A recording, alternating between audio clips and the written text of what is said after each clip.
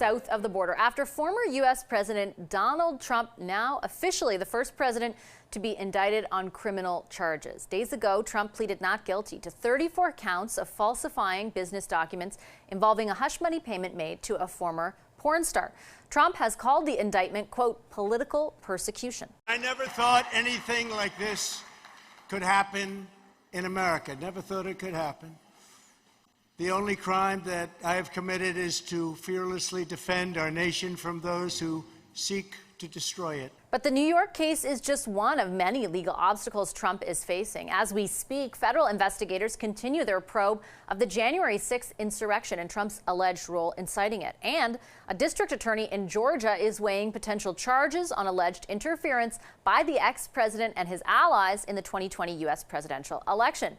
So what comes next for the former president and for the Republican Party? Anthony Scaramucci is a former White House communications director. Hi, Mr. Scaramucci. Good to have you on our program today.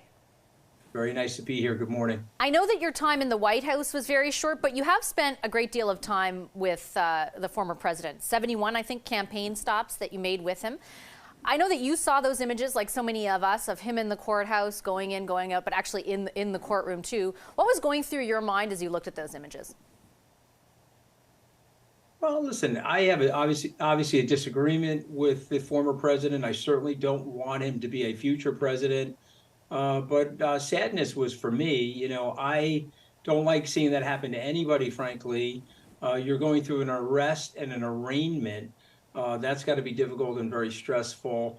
I'm not in love with the case. So even though I have a disagreement with the president and don't think he should be president again, I'm not in love with the case that they're bringing. And I don't like the contortion between the misdemeanors being switched over to felonies in order to extend the statute of limitation. It seems somewhat contrived. Having said all of that, I'll say something contrarian on your air.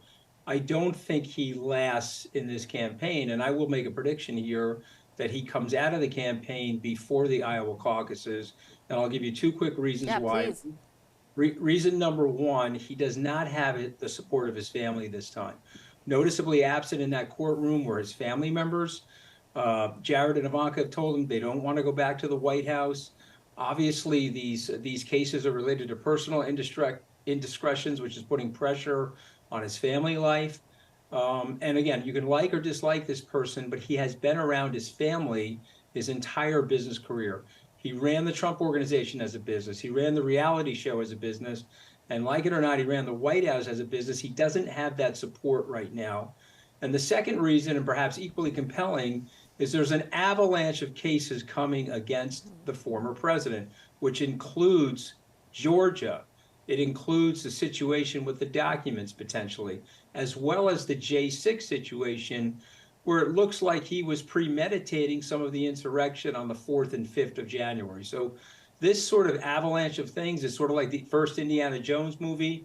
You may be able to survive the first ball rolling as you're running, but I don't think the third or fourth ball is survivable for the president. So we'll see what happens, but I think he comes out of the race. I think people will be surprised by that, but not the people that really know him. Yeah, let me ask you a little bit more about that, because I think what we have seen is a little bit of galvanizing of the support within the GOP for him through this process, right? I think the last Reuters poll I saw, he had a 4-point bump among the GOP since last month, while DeSantis is down somewhere around 19%. And he saw a decrease of about 11 points. To me, I look at that and think, hey, this stuff is helping his level of support, you know, galvanizing, as I said, his base. So would more of these cases not do more of the same? But you don't think that's the case? Well, that may be the case from the support and from the base galvanization, but I'm talking about his resolve, and I'm talking about the spirit at 78 years old to go through the campaign without the support of his family members. And so this is stressful stuff. You know, you mentioned the 71 campaign stops. I was a spectator at a fundraiser and offering some opinions and doing some punditry for him. He was nonstop. He's a very energetic guy. He's a formidable campaigner.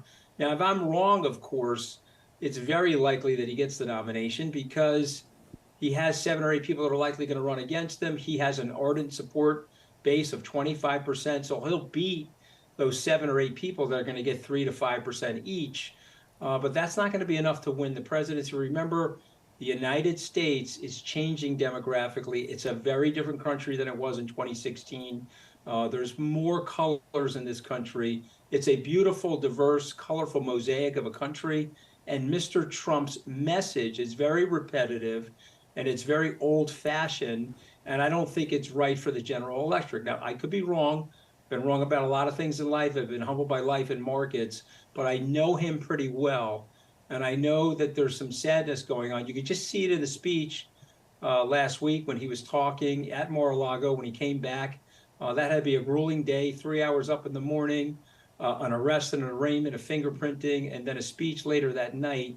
It was just the typical Liz Pendants of complaints that he has and grievances. His base loves that, but the American people actually don't, the broader group of the American people.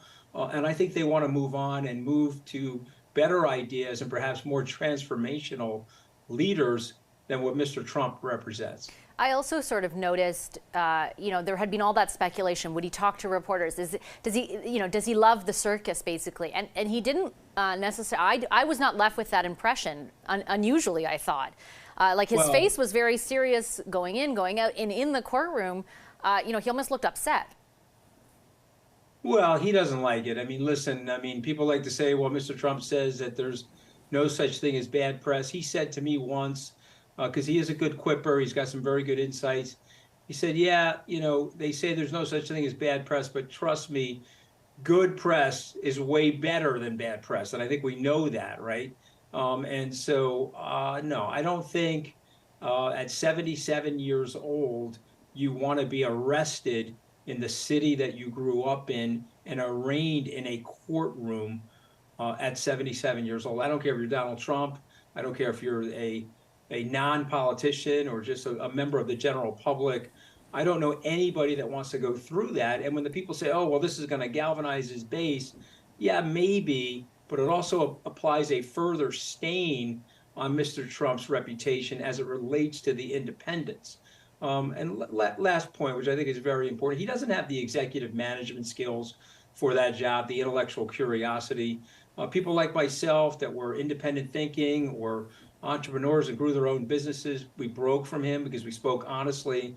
It's really only the people that are dependent upon him politically that are still cheering him on. But you're a good journalist. You know those very same people are snickering behind his back and saying how much they dislike him, but for political expedient purposes, they're offering their support. Listen, that's going to crumble. This is a big blow to him. And remember, there's more blows coming.